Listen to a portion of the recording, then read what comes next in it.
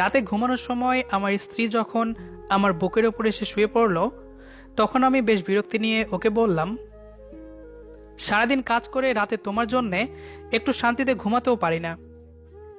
তুমি তো জানো যে আমি তোমার বুকে ছাড়া ঘুমাতে পারি না। এমন ন্যাকামো না করলেও তো পারো। তোমার জন্য কোনো কাজে শান্তি নেই আমার। ভালো, তবুও আমি তোমার বুকেই ঘুমাবো। তুমি মরে গিয়েও তো আমাকে মুক্তি দিতে পারো। রোজ রোজ এমন অশান্তি আমার আর সহ্য হয় না। এমন একটা বস্তা গায়ের উপর থাকলে কি কেউ ঘুমাতে পারে? আমি তো শুধু রাতের বেলাতেই তোমার বুকে ঘুমাই, আর তো কখনো জ্বালাতন করি না। তোমার মতো নির্লজ্জ মেয়ে আমি আর একটাও দেখিনি। আমার মাথা ব্যথা করছে, একটু হাত বুলিয়ে দাও। কথাটা বলে আমার হাতটা নিয়ে ওর কপালের উপর রাখলো। হাজারবার বলার পরেও, এমনকি গায়ে হাত তুলেও ওর এই স্বভাব পরিবর্তন করতে পারেনি। আপনারা নিশ্চয়ই ভাবছেন যে আমার স্ত্রী আমার উপর ঘুমালে আমি এত বিরক্ত কেন হই। আসলে ওকে আমার এখন আর ভালো লাগে না। আমার অন্য একটা মেয়ের সাথে রিলেশন আছে, কিন্তু কিছুতেই মিতাকে বলতে পারি না। মিতা আমার স্ত্রীর নাম। এমন বেহায়া মেয়ে আমি খুব কম দেখেছি। ওর জন্য রাতে রিয়ার সাথে তেমন কথা বলতে পারে না। ঘুমাতে এলেই আমাকে ধরে রাখে। গায়ের সাথে মনে হয় খুব গরম কিছু লেগে আছে মনে হচ্ছে। মিতার কপালে হাত রেখে বুঝতে পারলাম যে ওর গা অস্বাভাবিকভাবে গরম। হয়তো জ্বর এসেছে। শীতের রাতে গরম কিছু কার না ভালো লাগে। তাই আমি হাতটা ওর কপালের সাথে চেপে ধরে রাখলাম। ওর কিছুটা কষ্ট কমবে এই জন্য নয়, বরং এত সময় কম্বলের বাইরে রাখা হাতটা নিমিষেই গরম হবে সেই আশায়। সকাল 8টায় ঘুম ভেঙে দেখলাম যে মিতা আমার বুকের ওপরেই ঘুমিয়ে আছে। গায়ে হাত দিয়ে বুঝলাম যে গা রাতের থেকে অনেক বেশি গরম হয়ে আছে। কয়েকবার ডাক দিলাম, কিন্তু কোনো সাড়া দিল না। ওকে বুকের ওপর থেকে সরাতে গেলে খেয়াল করলাম যে আমায় বেশ শক্ত করেই ধরে আছে। তবুও আমি ফ্রেশ হতে চলে গেলাম। কিন্তু মিতার অবস্থা ক্রমশ খারাপ হচ্ছে, তাই ওকে নিয়ে হাসপাতালে গেলাম। ডাক্তার বলল, ওর অবস্থা অনেক বেশি খারাপ, এখন আইসিইউতে ভর্তি করতে হবে।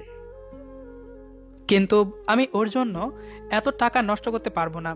তাই সাধারণ মহিলা ওয়ার্ডে ভর্তি করে দিয়ে এলাম। অফিসে এসে রিয়ার সাথে গল্প জুড়ে দিলাম। মেয়েটা আমাকে ছাড়া কিছু বুঝতে চায় না।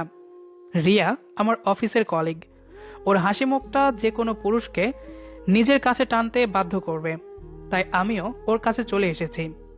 সারাদিন বেশ ভালো কেটে গেল। সন্ধ্যাবেলা বাড়ি এসে ফ্রেশ হয়ে খাবার টেবিলে গেলাম।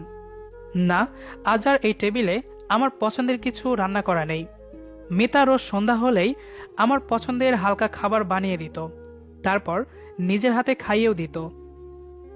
রিয়ার সাথে রিলেশনে যাওয়ার পর একদিন বলেছিলাম যে তোমার আমাকে খাইয়ে দিতে হবে না, নাকি বিষ মিশিয়ে এভাবে খাওয়াতে আসো। তারপর থেকে আর কখনো খাইয়ে দিতে দেখিনি। মিতা রান্না করে টেবিলে গুছিয়ে রাখত। আজ মিতা নেই, তাই কেউ কিছু বানিয়ে রাখেনি।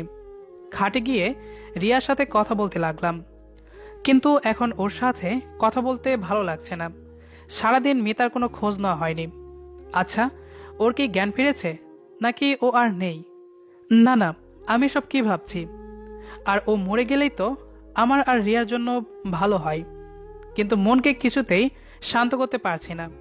সাথে আমার পেটটাও বুঝিয়ে দিচ্ছে যে তার খাবার চাই। কিন্তু এখন বাইরে যেতে ইচ্ছে করছে না। আনমনে বলে উঠলাম, মিতা, আজ কি রাতে না খাইয়ে রাখবে নাকি?